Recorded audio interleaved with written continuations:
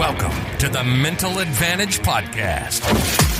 Whether you're an athlete trying to perform at your best when it counts the most, a coach or business leader trying to get more out of your team, or someone looking for more personal growth, this is the place for you.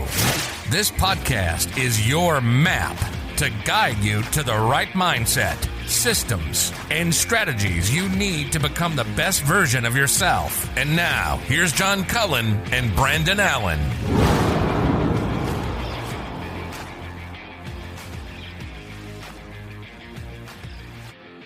Our guest tonight is China McCarney, who is the founder of Athletes Against Anxiety and Depression Foundation and also the vice president of Jaeger Sports. China, as you all will hear, is just a really interesting person who's got a passion for helping people kind of walk that journey with their mental health issues, coming from experience. Brandon, of course, somebody who's dealt with this himself, but really anxious for the listeners to hear about China's journey. Yeah, it's really cool to hear somebody that's gone through what he has gone through and you know, to share and be vulnerable for the listeners so that they could potentially learn something is really great. And I think they're really going to enjoy the interview.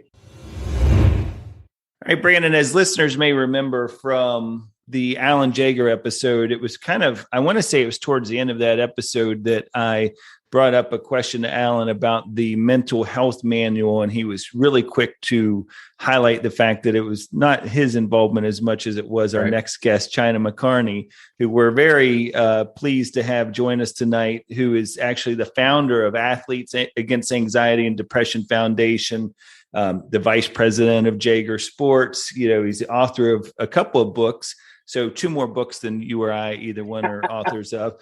Not only authors, but maybe even read. So yeah. It's true. This is true. Off the field, finding true purpose and passion, and then tell your story. And then, of course, the mental health manual, companion journal. And you can find that, guys. We'll talk more about this, get into this with China, but you can find that at mentalhealthmanual.org. China, thanks for joining us tonight. Really appreciate you jumping on with us. Yeah, no, I appreciate you guys having me on. And in episode 41, Alan Jaeger was your Matt Damon, so I guess I'm your Ben Affleck tonight. Here we go.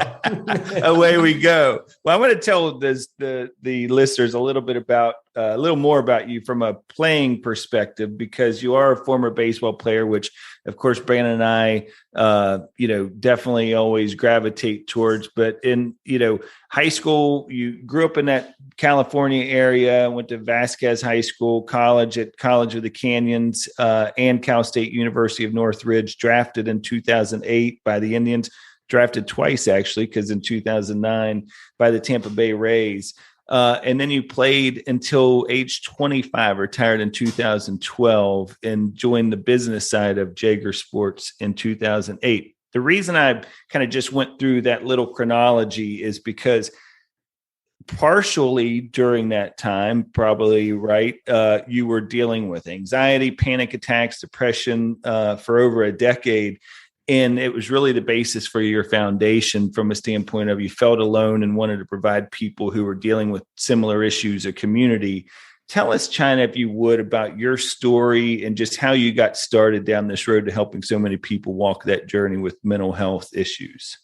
Yeah, no, absolutely. So as you stated, I kind of played until 2012 when I was 25 years old. I had worry issues, stress issues, even in high school, going through the whole showcase circuit, being from a very small town where not a lot of the older athletes or anybody that I could lean on had gone through the process of recruiting. What does it mean to be drafted? What do you tell professional scouts? What do you not tell professional scouts? All that stuff.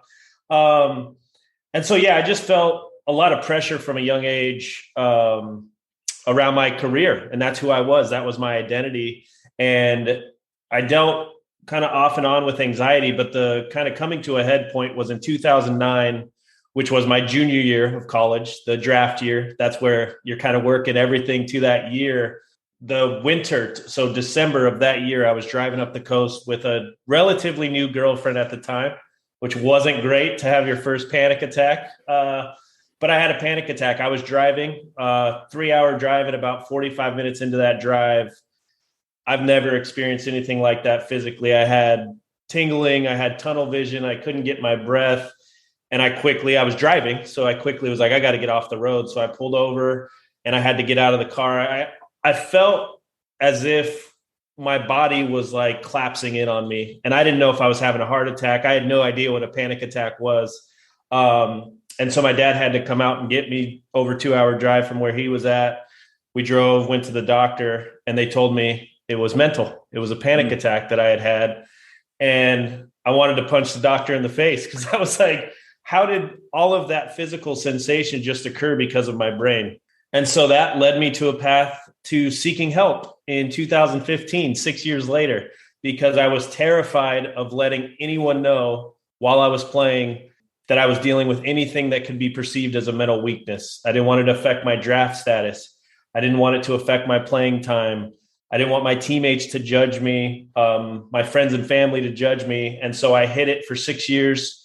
The rest of my playing career, 3 years after my playing career, until I hit another kind of rock bottom moment, which I'm sure we'll get to. But yeah, so pursuing professional baseball on the outside, everything's looking really good to everybody else. But on the inside, I was living this white knuckle battle, trying to just get through the days without having a panic attack or slipping into depression or something like that. So China, how does that look in terms of, I mean, because it is a grind, both mentally and physically. I can't believe that you were able to continue to play for as long as you did while keeping that hidden. Did you come up with your own ways to cope and deal, or was it just something that you ultimately got used to? That's a great question. And it's never been kind of framed in that way of the during playing, how was I processing it? And I'll just be completely honest. I've said this other places, maybe not as blatantly as this. I abused alcohol like crazy while I was playing. That was one of my coping mechanisms because that turns off the brain a bit. You know, you can relax. It kind of sends you into that dopamine state where you, and a lot of, players get into that lifestyle. But the structure of playing helped a lot because I didn't dictate a lot of my schedule. Practices were dictated. Games were dictated. 56 games a year, bus rides, structure. And then when I picked up that white ball between the lines, that was my Disneyland. That was my heaven. I was not anxious there. I was coming after you. And that was like that really helped me deal with everything. It was the downtime where I was uncomfortable, probably with myself, uncomfortable with, just this brain cycle that was occurring on a pretty rapid rate. And so that's when it got really bad, was 2012 to 2015. Once I stopped playing and that structure was gone and that community of 35 teammates was gone. That's when it started to get very, very prevalent in my life, debilitating, not being able to check out at grocery stores, not being able to go inside and pick up food that I had ordered because of a panic attack that was like telling me I couldn't do that stuff. And so that kind of spiraled those 3 years. And then in 2015, I was just like, I can't do this anymore. I have to get help. And that's when I reached out for therapy, which was kind of that beginning of the second part of this journey from 2015 to present day. Well, one of the things, China, you mentioned, and you're not alone in this, is drug and alcohol abuse are one of the common things that we see, paths that people take that are dealing with mental issues because they start to self-medicate. It's the one time, we see this in bipolar patients all the time, where that's the thing that's going to bring them off the ceiling, so to speak. When they're in that manic state, it's going to lower them and kind of gets them to a point where they can at least, sometimes that manic state's a good thing for people who are bipolar, but it's also one of those things that if I want to function on a daily basis and interact with a lot of other people, I have to find ways that I can kind of level set myself. One of the things that I think it's always been interesting, as you and I have talked about your story a little bit, is the fact that so much of that stress that is involved when's the next one going to happen? When am I going to have another panic attack? When's the anxiety going to kick in? Becomes that stress. And now that stress becomes that trigger for more mental issues, right? Because that's the way the cycle works, is you are stressed about when I'm going to have this. And now all of a sudden that exacerbates the issue. So did you find when you started to find a little bit more of that community aspect that some of that stress went down and therefore maybe some of the other stuff went away? Absolutely. And I think one of the big words from episode 41 with Alan that you guys talked about a lot was practice. Mm-hmm. And you become what you practice sounds like a great sentence, and it is. It's a great statement, but it can work both negatively and positively. Because like you said, if I was in a cycle of practicing worrying about a panic attack that had not occurred yet. And so you're in this perpetual cycle of I'm worrying about panicking, and that's what you're practicing. That's the cycle you're practicing, and that becomes your reality.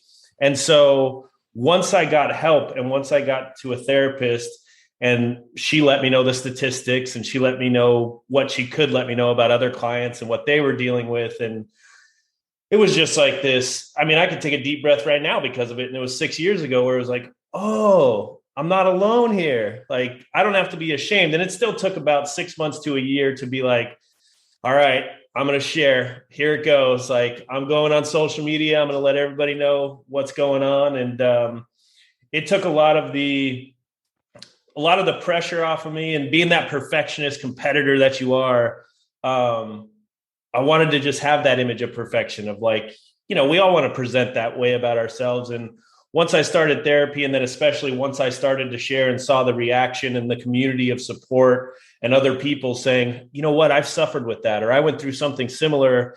It really just changed the entire perception I had of myself. And it almost became, it's like a joke now where if I meet somebody new, it's like, hi, I'm China McCarney and I have panic attacks. So how's it going?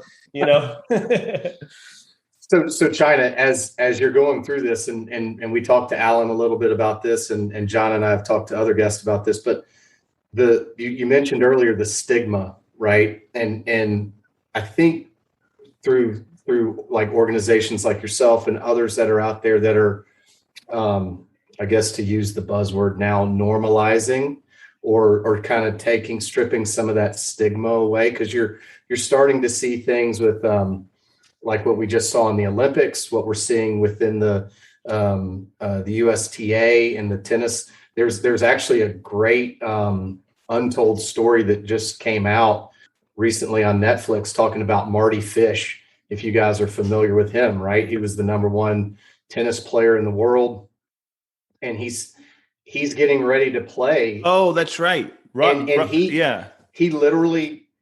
He's getting ready to play a match, and I think it's against like Roger Federer. And he goes, and you mentioned it, China, once you were able to pick up the white ball, that was your Disneyland. The tennis court was the same thing for him, and it struck him on the tennis court for the first time, and he had no idea, because that was always his escape. So not to get derailed, but have you seen a shift in the, I guess, it being destigmatized or however you put it? There's a lot more acceptance, it seems like, for people to go, hey, like you said, I'm China or I'm Brandon and I suffer from these things. How has that helped kind of push your organization along, if it has? Yeah, it's kind of a two-part answer, because for sure, 2009 to 2021 in the scope of athletics and the acceptance in the world of athletics and high-level athletes being willing to talk about it has definitely helped the perception and stigma.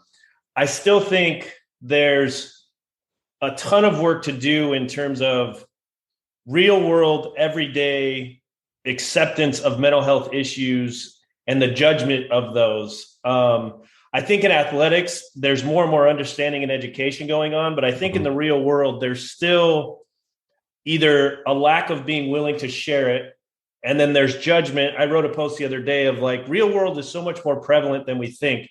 A car can be doing things in traffic behind you, and you're like, this person's a psychopath. What are they doing? Right. Well, that person might have anxiety or panic attacks about driving in traffic, and that's their modality of like, I'm not stuck here. I can move to this lane. I'm not stuck here. I can move to this lane. I've been there. I've been stuck in a tunnel before in traffic, and I just need to move just a little bit. I've been in line at Target before trying to check out, and I'm like, I don't think I can check out. I don't think I can wait in line. I'm starting to feel the world cave in. I got to go, and it affects the way I move. And somebody might look at that as like somebody being rude.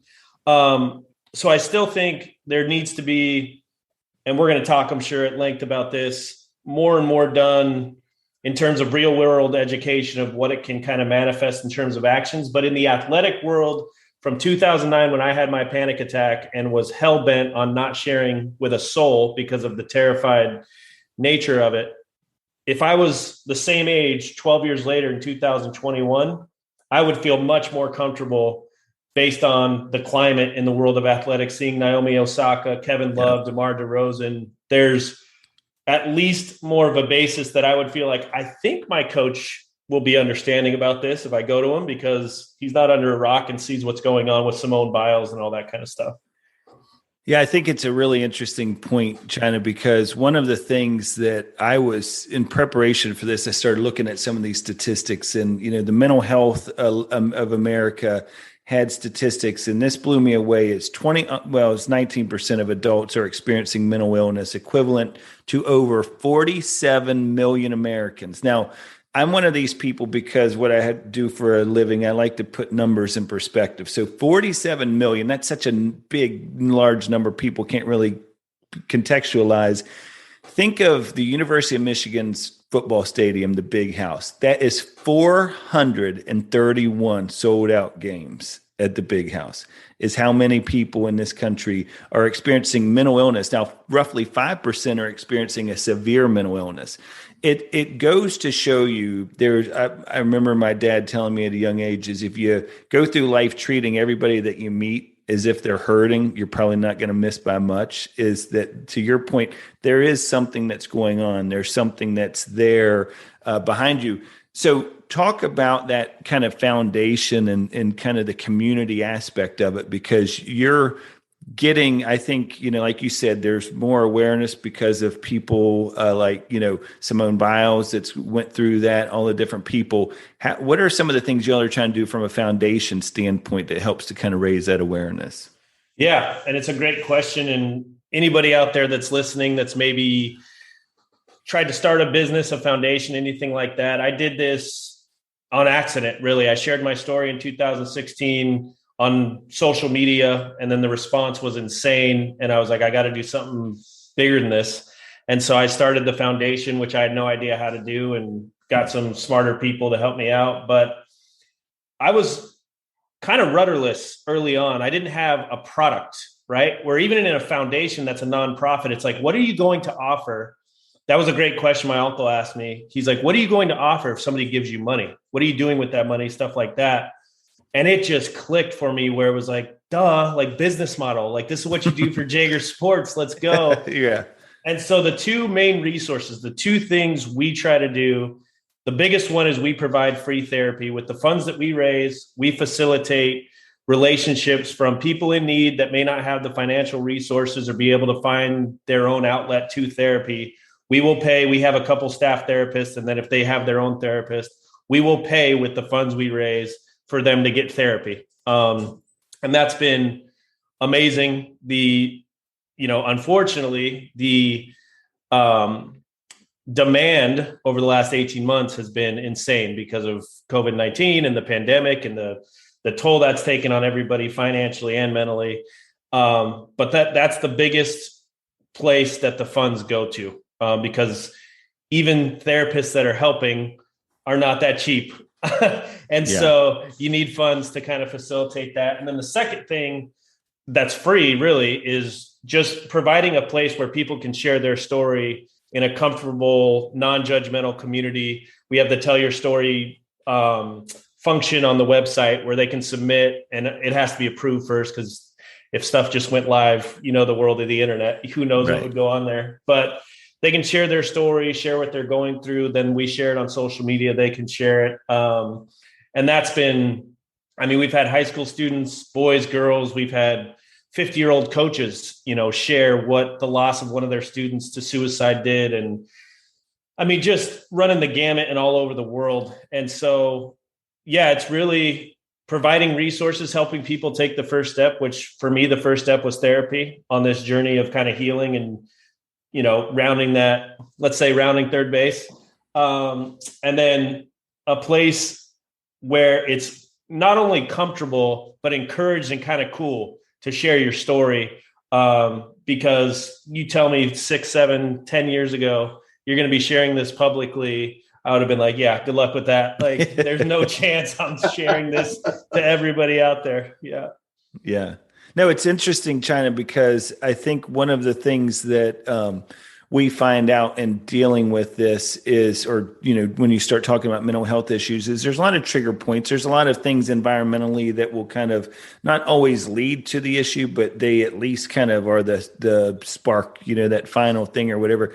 Were you ever able to, maybe through therapy or whatever, kind of figure out like what it was? Was there things going on in your life around that time other than, of course, professional baseball, but that kind of put you in a position where you felt maybe started you down that path? Yeah. And I'm still in therapy to this day. I think it's not essential. Everybody's got their own recipe that works for them. It helps me. I had a mother that was incarcerated twice because of drugs before I was 12 years old. Divorce, messy when I was 8 years old. Not a lot of attunement with the male, because my mother wasn't around forever, which developmentally, studying psychology, there's a lot that goes on. And so, yeah, you just kind of in therapy, you just kind of self-discover and self-observe, and you talk and you do different things. And I think everything was just coming to a head that year in 2009, where it's like every round that you're projected, is it going to be top 5 rounds, top 10 rounds? Right. Yeah. You're not going to go to the 25th round. Like, what's wrong with you? And yeah. I think just all that pressure and then not dealing with anything, I was 21 at the time, but I tell people, I may not even still be an adult at 34 right now, but I definitely wasn't until 25. When I got done playing is when I felt like, oh, I have to define who I am now, because I was a baseball player for 25 years and now I'm a human being. I don't like this human being. Can I just go back over there? Yeah. And so, I think I'm still discovering that. I think what happened in 2015 and 16 with the therapy and sharing, it helped me become a lot less judgmental of other people, because I realized I made decisions based on my mental well-being.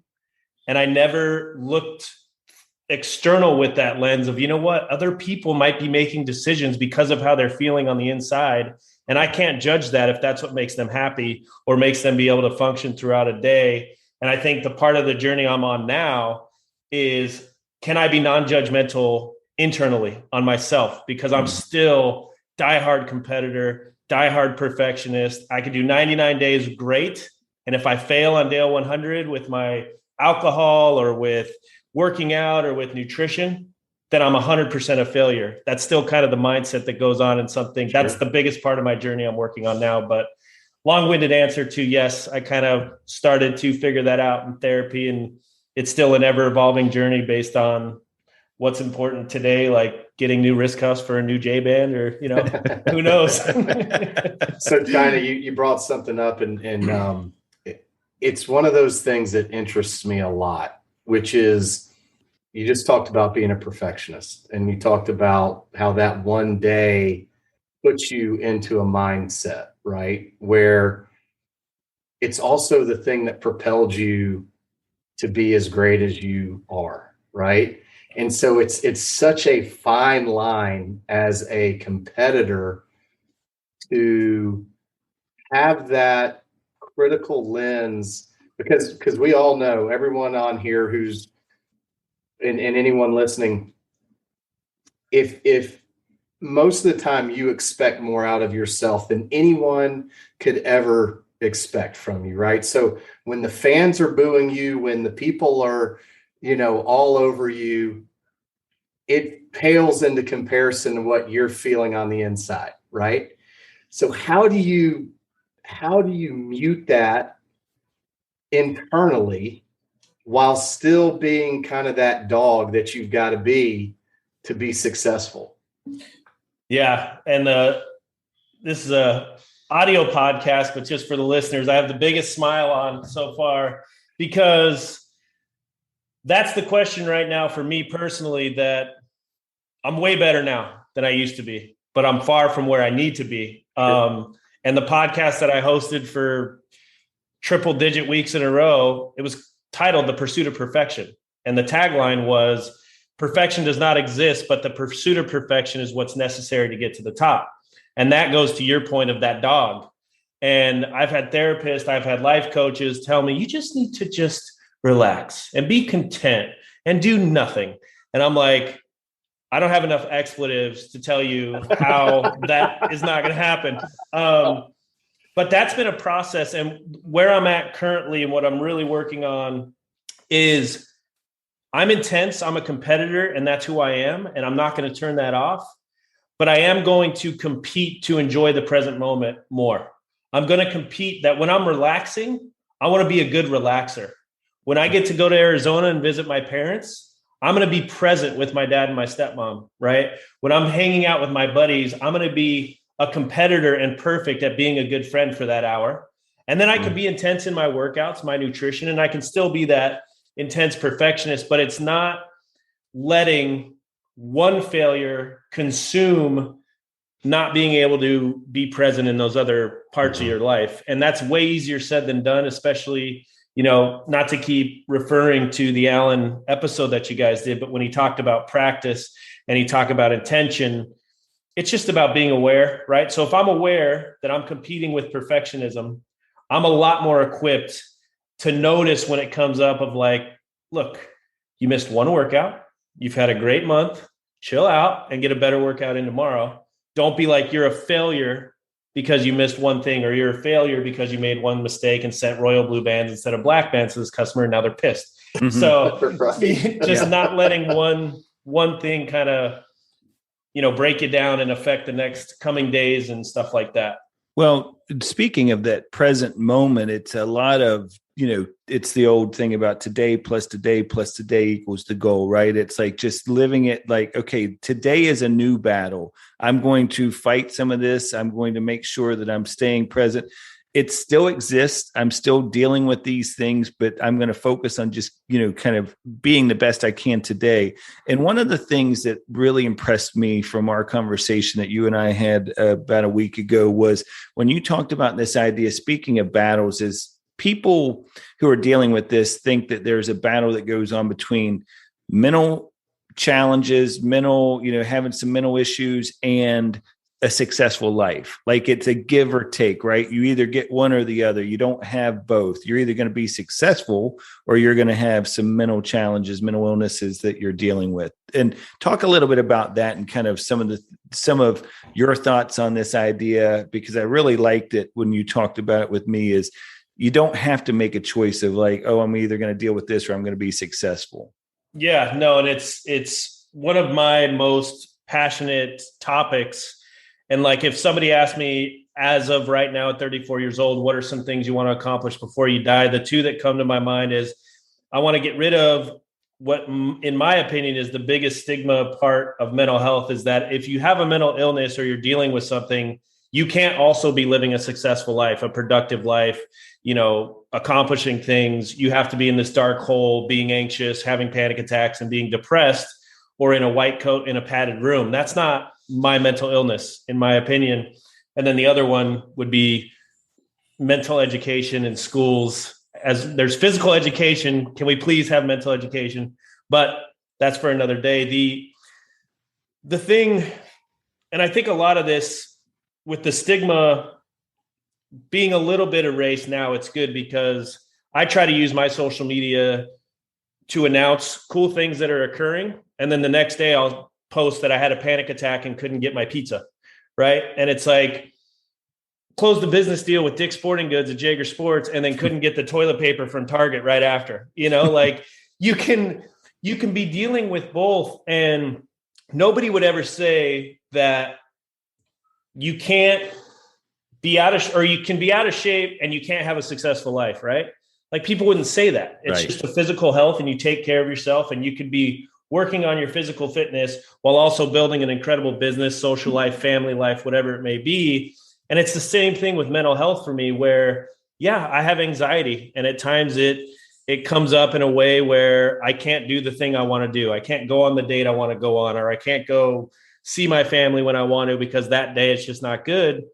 But then other days it's great. And I can still do the things that I need to do to put me in a position to succeed in all the other facets of life. And it's just that ongoing journey that if we approach it that way, it's not as scary, and it's not as, debilitating mentally, where it's like, well, I have anxiety and that's who I am. And if I don't deal with that, I got to leave my job for 3 months and deal with this panic attack. At least in my own personal opinion and the people I've worked with, that's not the way it works. It's much more prevalent, much more common than we think it is. And you can still be incredibly successful, productive, accomplishing the things that you want, while also kind of learning about yourself mentally and having to work on things.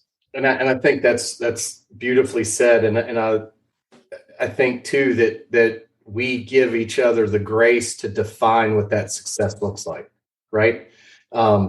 It's whose standard are you trying to kind of live up to? And the fact that, China, you show both the good and bad on the social media side. It's one of the things that is a challenge for, I think, the kids today. I've got 3 children. I talk to them about it all the time. It's like, like my son loves those, like a video where the kid, throws gets a shot from, 100 feet away or whatever. I'm like, but how many times do you think he tried that? Yeah. Thing, right. Yeah. You're seeing the one time he was successful, and not enough people share what you're sharing. And I think that's great. So I applaud you. I definitely applaud you for that. So how do you define that success, though, right? For you on a given day, is it, hey, I was able to pick up the pizza today? Because maybe it wasn't, who cares about Dick's Sporting Goods? It was the fact that not only did I get the pizza, I was able to get the toilet paper too. Do you set goals like that on a daily basis, or how does that look for you? Yeah, it's a great question. And that's, the fun of doing stuff like this is like unique questions that you haven't answered, and you got to think through it. And it's cool to reflect on my own journey, because there are times today, present day, where I'll drive through a tunnel where I had a panic attack before, and I'll be like, why'd you have a panic attack in here, bro? This is just a basic tunnel, nothing's wrong. And then I'll go to Target now without even thinking about it. And then I'll get in my car and it's like, man, this is cool. We've improved a lot, right? And it'd be the same thing, you're benching 135 pounds and then 2 years later you're benching 210 and you're like, man, I've improved a lot. This is very cool. And so I think the standards of success and your definition of success will change based on where you're at in your journey. And then the other key piece that I failed at for years was you cannot judge other people by the standards you set for yourself. And you used the word grace, and I'm going to write it down because I don't want to forget that. But grace and empathy and an understanding for other people, it's I have note cards all over just for my little reminders. And one of the ones I have is compete with yourself, but root for others, right? And don't judge others. Their definition of success may not be close to what yours is. It may not be as ridiculous. If you're an extreme competitor, some people may not be an extreme competitor. And for them, waking up, going to work, coming home, watching shows for 3 hours and going to sleep is their success for mental health. And that's what makes them feel good and live productively. And for somebody else, it might be getting up at 5 a.m., running 5 miles before work, making sure you read, do your journal. But that's where self-discovery, self-exploration will help you figure out what's important. What do I feel good if I wake up with this intention and I do these things when I lay down at night? I feel way better about myself. Define that for yourself and don't worry about anybody else's unless they ask you for advice. Don't, try to cookie cut everybody to your standards, because I got in trouble with that, where I'm high strung and competitive and why aren't you doing this? Why aren't you doing that? And then I just finally realized what a miserable person to be around you must be if you're judging everyone by your own perfectionist competitive standards. So that's been another one of those like life defining moments where it was like this weight lifted off me. It's like, I don't have to worry about anybody else. I just have to root for them, be there for them, love them, be compassionate, and not judge what they're doing unless it's hurting somebody else. But also make sure that you're not forgetting to demonstrate that same grace and compassion and mercy to yourself.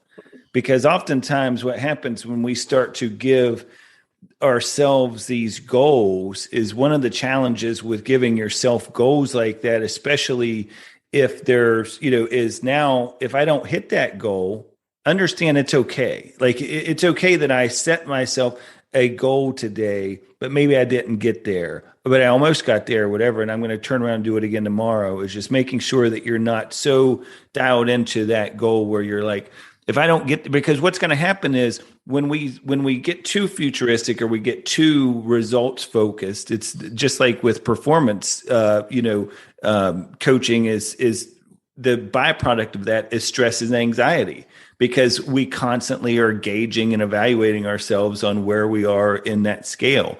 And so it's really important. I think that it's good to have those goals, but at the same time that we're not so ultra focused on it. But I think you also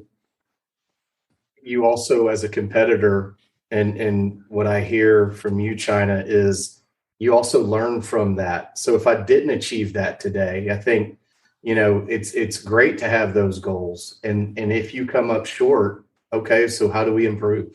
Right. I mean, we all want feedback as an athlete, as a competitor, as a human being, you want that feedback to go, okay, like you said, I'm competing with myself. So how I came up short today. How do I get better? How do I get my bench press from 135 to 210?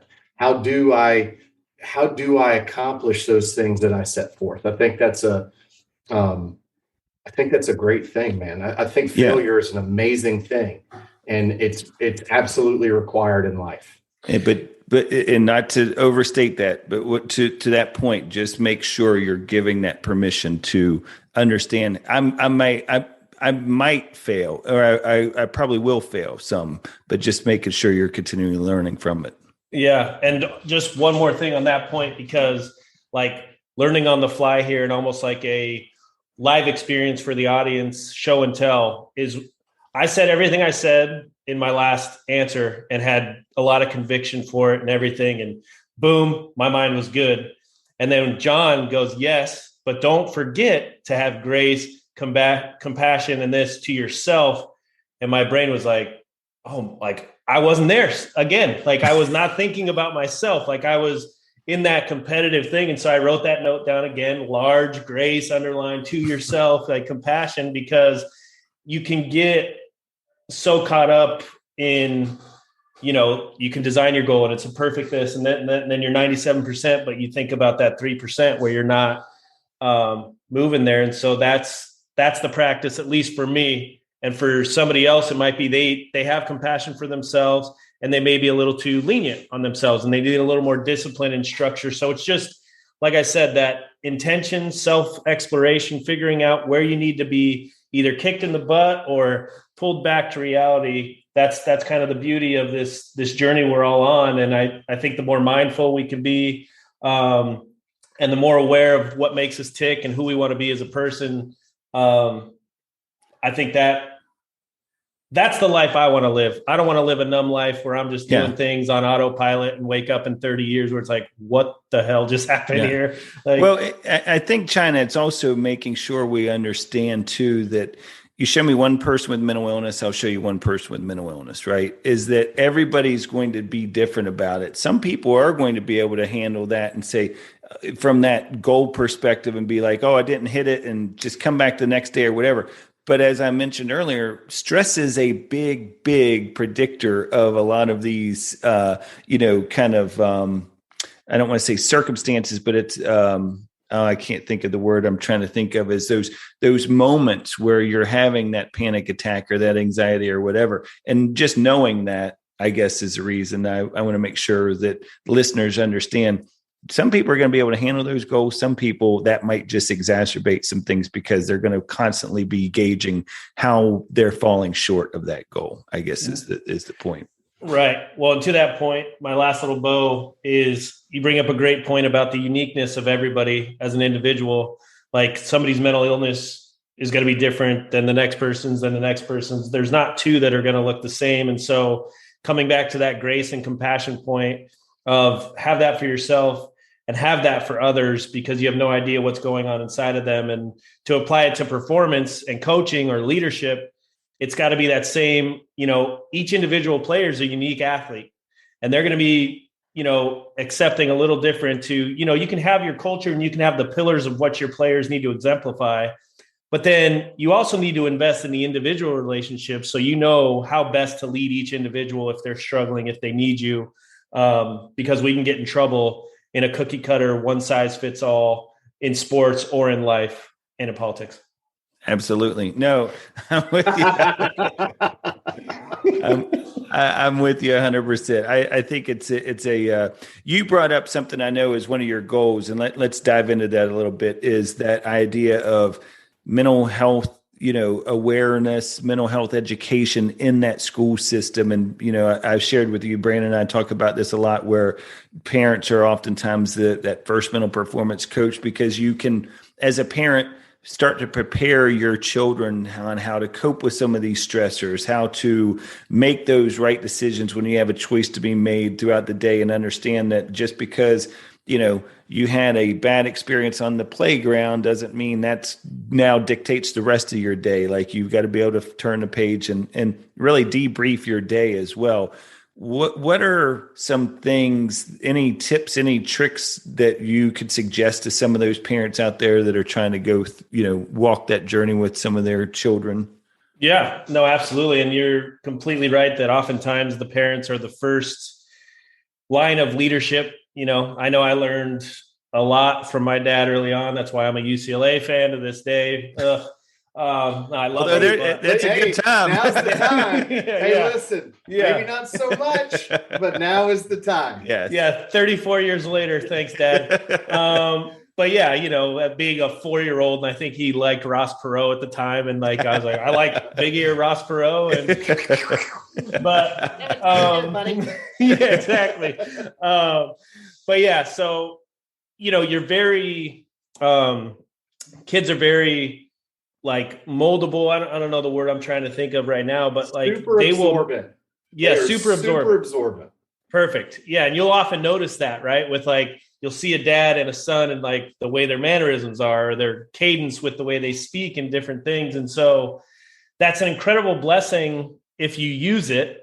But if you're unaware of some of the things you say and you drop an F-bomb at the TV, and then your 4-year-old goes to school and says the F-bomb, they're going to get in trouble. So they're very absorbent. And so if you start teaching them little things at a young age, and you don't have to, I think one of the biggest misconceptions too with coaches, parents, they feel like they have to be a psychologist in order to help somebody with mental health. And that's so far from the truth. Mental health is just about being human, being understanding of yourself, taking a look within of, okay, that girl just made fun of me. What am I feeling? And what she thinks about me is not the be all end all. I know that I'm loved and this and that. And that's where the moms come in at a younger age with being able to process that emotional part, where us men have a little tougher time because you bring that up in the locker room and you're going to end up hung up by your jockstrap, And so we need to change that culture as well. But Google searching, resources for mental health on AAAD's website. There's 5 tips for dealing with a panic attack. There's articles about depression or different things. And there's little trigger points, if energy changes in people a lot, like if somebody's very outgoing, very outspoken, and all of a sudden they're reclusing themselves or they're down in energy, that can be a depression kind of red flag. Doesn't always mean that way. But then one that surprises people a lot is if you have somebody that's a little more stoic, a little more underspoken, and their energy switches and they're super talkative and this and that, that can signify something chemically is going off. And that can actually be depression in an energetic way. And so it's really just educating yourself. And then one of the things that's very personal to me, and everybody can have their own opinion on it, but I have a hard time accepting 100% and learning from somebody that hasn't been in the arena that they're trying to teach me about. Right.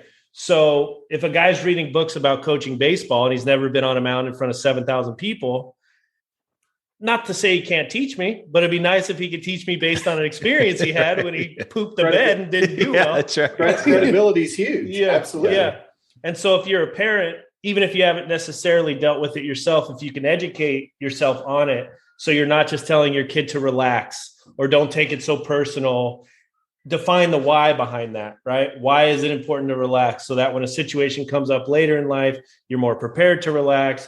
You can take a step back, not react emotionally, and do stuff like that. And so I think it's just effort, communication. If you want to be a good leader, good parent, good coach, you got to put in the effort to get educated. And then you got to put in the time with the individual to build a relationship of trust so that they're willing to accept the education that you're trying to bestow upon them, for sure. And you're giving permission for your child to be vulnerable to those things because, China, one of the things I like a lot about what you were saying earlier is, hi, I'm China McCarney and I have panic attacks, is that in and of itself helps to start to break down any stigma walls that are there. And the power of this parent who's already up on this pedestal for the child, that when that parent says, hey, let me tell you about, my day to day, and they're sharing some of these things. I mean, of course, age appropriate. You probably don't want to break that down for your 4-year-old, but you can start to share some of those experiences. That is really going to be powerful because now all of a sudden they've had some exposure to that early on. And that's what I think is really good about your foundation. I also think we're seeing this with, the Hollywood stars. I heard you on a podcast talk about this. I wish I could remember the podcast because I would give give her credit. But you were talking about how Hollywood actors and actresses and athletes that are starting to come out more and more and talking about it, and all of that stuff, like we were talking about earlier, starting to feed that. Brandon, you had something? Yeah, the curiosity too, as a parent, you talk about, and even like you were saying, China, let the kids see that you are researching stuff. Let them see that you don't have every answer because, like you said, China, you're already up on a pedestal. But if you allow them to see and you model the behavior that ultimately will make them successful, and show them that you're curious about mental health. Show them that you're curious about the things that, I don't have the answer, but I will go look and try to find the resources to help me, to help you. And it helps that child become coachable at an older age, which you have to continue to be curious and coachable throughout your entire life. And so I think those things are wildly important to have that child see you model that type of behavior. Yeah, I think you guys I was getting goosebumps because that is the key to the future, and the well-being and the change in culture. Because if that door is open, I've seen it personally. And like you said, the permission of an authority figure, if they're vulnerable and the person, is quote unquote under them, the player coach, the child parent, if they feel comfortable talking about the issues they're dealing with, it will change their life forever. Because 6 years of silent struggle, and it was probably more than that, but that's just when from first panic attack to first therapy session, that was, I don't know what this podcast is rated, but I'm not going to say the words I want to. You absolutely let them go. It was, effing hell. And I wouldn't wish that upon anybody, which is, to go back to the first question you asked me, what got me down this road of wanting to help people now?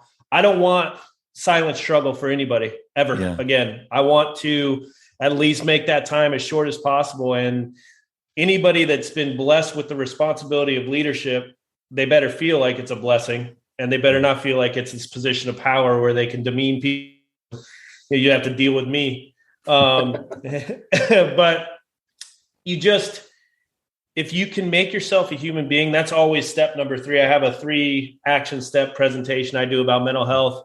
And the last one for coaches is remember you're a human being.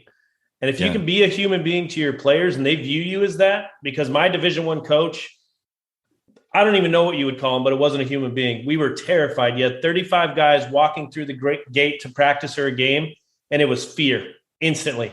Adrenaline. You did not want to make a mistake. You could not talk to him. He was going to explode, turn into this weird shade of red while spitting all over you when he was yelling at you. And that wasn't conducive for success. It wasn't conducive for a relationship. And you think I'm going to tell that guy in 2009 that I'm having panic attacks? Right. Yeah, good luck with that. The P word would have come out basically 32 times in 40 words. But yeah, so I think it just hit me hard, both of you guys, what you were talking about there, being vulnerable, showing that you don't know, but you're willing to work together to get to the answer. It gave me hope.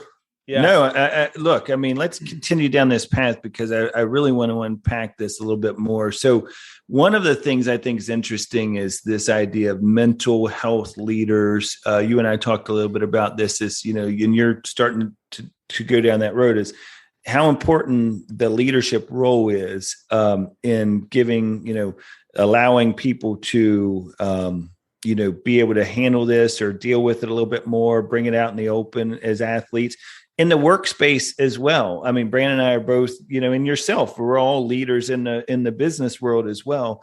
And I read an article as a Forbes article from 2020, I believe it was.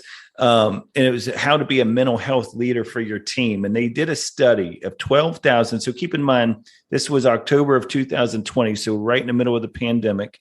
Because COVID, we know, has been talk about trigger points. It's been a huge trigger point for a lot of people, but they studied more than 12,000 employees, managers, HR leaders, and executives across 11 countries. Now, listen to this and tell me if both of you would agree. Would be very comparable if you did the same thing in the athletic world. But 70% of respondents said they were more stressed and anxious at work than ever before. So I think about this from even an athletic standpoint is 70%, you could easily say, of players, of athletes are probably more stressed and anxious when they're at practice, in games, whatever the case may be, depending upon, of course, that leader, right? That person who's kind of making those decisions for them. But they gave a few little tips they were talking about for leaders is, pay attention to how your mood impacts others, like your mood, how as a leader that impacts other people. Be more empathetic, help your teams develop their own emotional literacy, and then tap into some of that creativity. So those were just some tips, but I thought it was an interesting piece. I don't know what your thoughts are on that, but it's definitely one of those things I think we all forget that we do impact others with our moods too, Oh, yes. For sure. Yeah, no, I've noticed that in the Jaeger Sports offices. I've had to be aware. I've had to make adjustments because, a couple of years ago, if the wrong customer called, then I'd be great on the phone, but then you need some outlet after you hang up with, no problem. Thank you very much. You want to go crazy. But to your point and to the study's point, I think one of the things that kind of rocked my world is if you think about the entire history of human beings and like how many thousands of years we've been sort of evolving, right?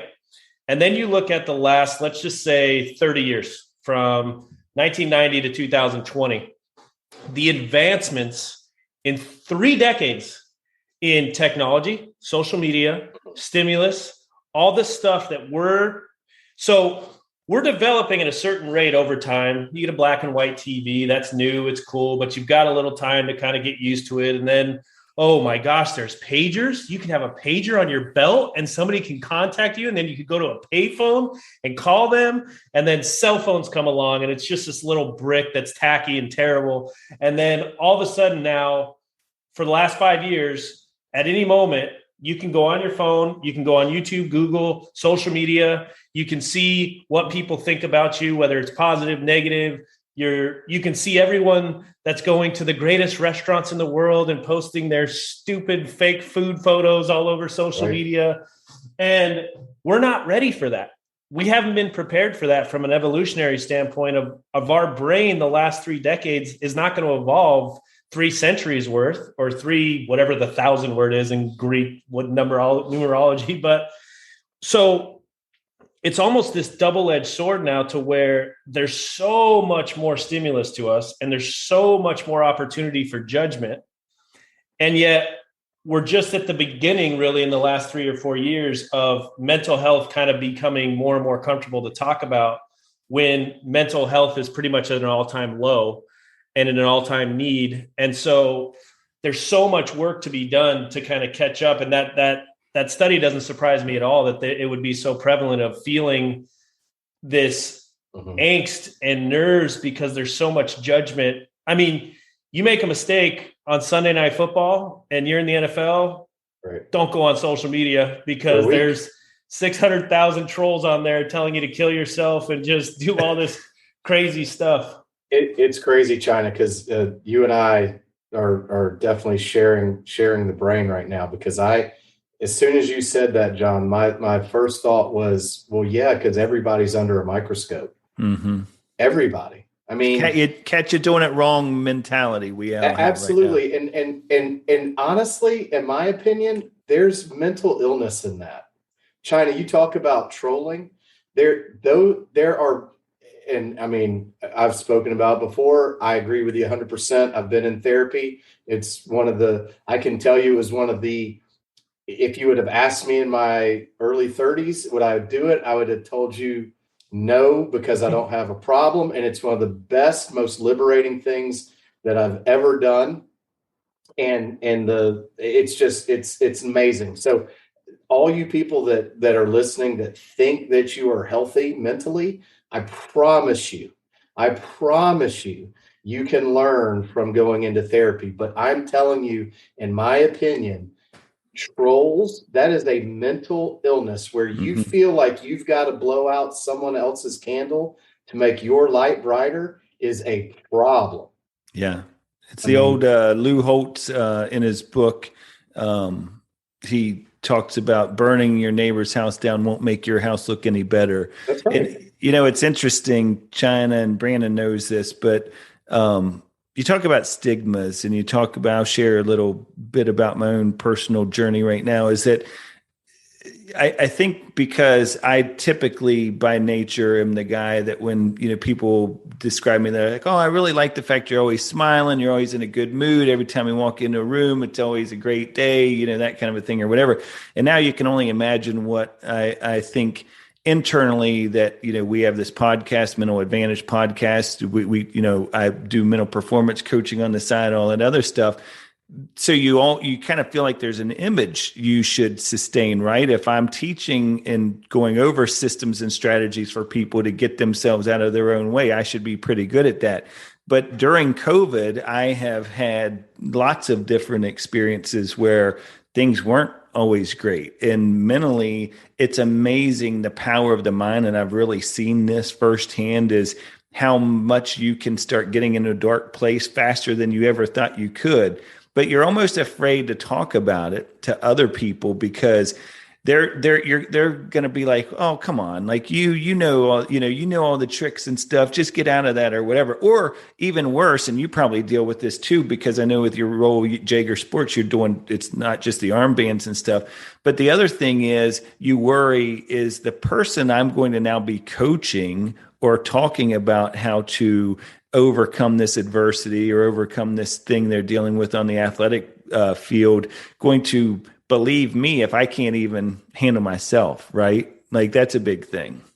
Yeah, no, absolutely. And, I went to my first Jaeger Sports camp when I was 12 years old, 4-day camp, 4 hours, and very intense. And, basically 45 minutes. Well, 45 minutes was arm care, and 3 hours and 15 minutes was stretching, paired stretching, yoga. And then you ended with a meditation where you laid in the grass and you just took deep breaths and visualized. And I was 12 years old. And then from that day forward, I was lucky enough to have a relationship with a mental health guru. That was 1999. Alan was just kind of getting his feet in the ground. He's about 5 years into his thing. And I had that mentor my entire life, which is unbelievable. I know that's a huge blessing, but I bring that up because wouldn't you say that's a pretty good resource, mental health wise, mental training wise, I had all the tools and definitions right there, but life happens, right? And life happens to everybody. And it was, I remember throwing a bullpen at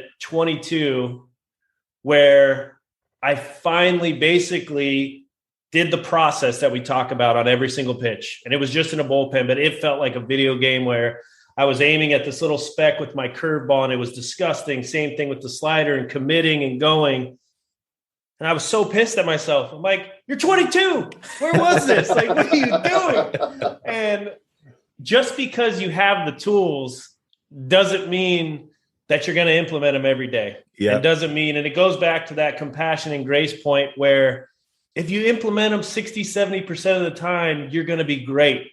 But that still means 20, 30, 40% of the time, you're going to have days where you struggle too. And that's where you have to bring in that compassion piece, because I don't do that. Where I go is you have the tool, you dumb mother effer, and you're not using it. So, yeah. Hey, I've got saws, hammers, I got all kinds of stuff in my garage. China, you would not want to sit on any chair that I would build you. So having the tools doesn't always mean that you're a carpenter, right? Right. So, I mean, I think that's, it's something that we talk about a lot.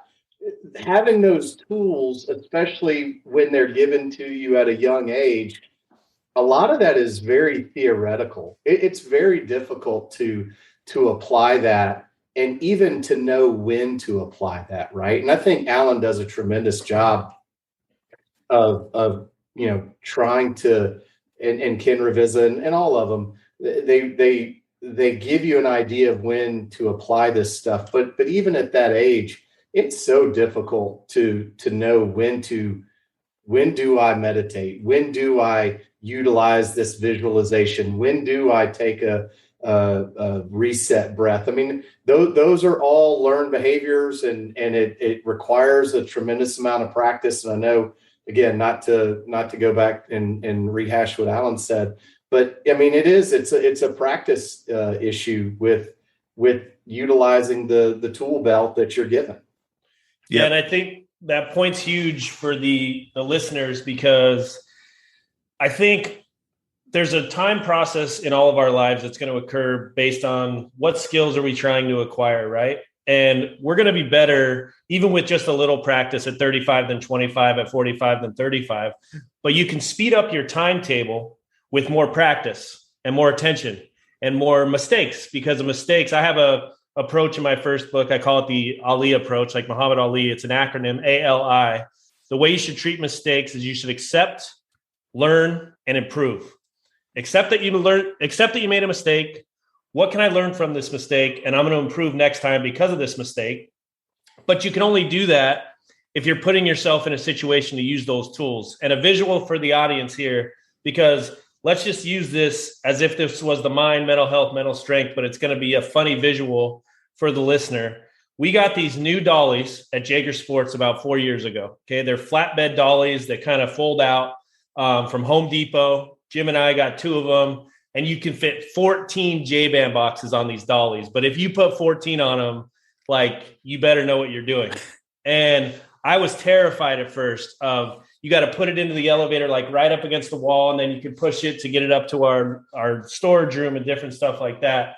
I dumped dollies. I flipped dollies. I would put 6 boxes on there, and Jim would look at me like, you wuss, bro. Like, come on. Like, this is going to take us 20 trips, right? Now I'm like freaking Mario Andretti with these things. There's 14 stacked. I'm rolling through the hallways. I can get it into an elevator even with people in there.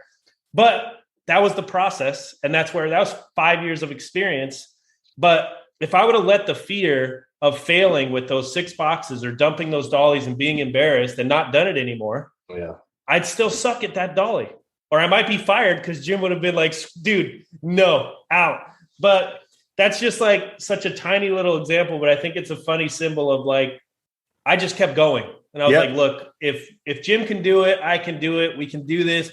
Just keep going. Keep showing up. Yeah, we got 70 boxes today. We did trips of 14, and I don't even think about it anymore. It's like that thing that Alan talks about, being in the zone, is I have so much experience with it now that it's second nature, and I'm just going for it. Yeah, no, it's so true. Speaking of tools, guys, look, pick up, you've heard from China here, some of his thoughts on things, some of the advice, some of the tools, mentalhealthmanual.org. Go check it out and and I would say this, China, and I know I speak for Brandon, we don't have any sponsor on this show, but one of the things that from this day forward, we will continue to bring up every single show is the Athletes Against Anxiety and Depression Foundation. And that will be a staple of whether we say that in the beginning of the show or at the end of the show, because I believe so strongly, we both do, in what you're doing there.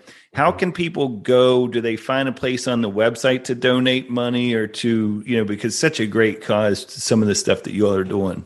No, well, first of all, I appreciate that a lot. And I don't know if you guys saw, I swallowed a couple times because it kind of brings a lump in my throat, because it means a lot. And it was a personal journey that started it all. And now it's just cool to be able to, if we help one person, then we did our jobs. But AAADF, so the acronym for Athletes Against Anxiety and Depression Foundation, AAADF.org is that's the foundation website, and there's donate buttons on there. There's resources. That's where you can contact us for free therapy. And on the very top of that website, there's the banner with the manual where you can go to mentalhealthmanual.org. And that's kind of like the store page for the manual. And the quick synopsis of the manual is it's basically mental health resources, one chapter at a time, in a very short, 2021 attention span. We present a resource in a what, why, how approach. What is the resource? Why can it help my mental health? And how do I implement it into my life? And then we move on. And then it comes with a companion journal where you write about those resources. Journaling's huge. And so I wanted to kind of provide as many resources as possible so people could try maybe all of them and keep a few of them as in their recipe for their best mental health. I call them the ingredients to their best mental health recipe, but it's a pretty easy read, and it's kind of a cool, kind of interactive, where you can kind of get to work on your mental health journey alone. If you are afraid of the therapy to start, you can kind of give yourself self-therapy and get comfortable with kind of that world in the comfort of your own home with pen and paper. So it's pretty cool. Fantastic, man. I can't thank you enough for not only being on the show, but for what you're doing, for starting this journey. So starting that foundation, for helping people understand they're not alone. It may be something that you're doing on a daily basis solo, but you're doing it as a group. You're unified with everybody else because it's a large community of people, as we shared some of the statistics tonight. But there's so many resources. And as Brandon pointed out earlier, being curious, just be interested, go find whatever it is that you need to find, because there's so many tools out there. But it's that whole knowledge plus action equals everything, but knowledge minus action equals nothing, right? Like you can have all the knowledge you want, but if you don't put it into action, it's not going to be as successful. But kudos to you and for everything. Absolutely. At China McCarney. So at ChinaMcCarney on all the social media platforms. If you want to follow China, which I know you will after this show. And then we will, like I said earlier, we're going to be checking that out, but definitely go to the website, AAADF.org, find those banners, donate. Everything that they're doing, it's Athletes Against Anxiety and Depression. But trust me, if you're out there and you're a business person, you're a mother, a father, whatever the case would be, you don't have to have played a single down in your life or thrown a baseball or anything. You're going to be able to get some of the tools and tricks just like everybody else. So, China, we can't thank you enough, man. Really appreciate you. No, thank you guys. Appreciate you guys so much for having me and for what you guys do. It was awesome.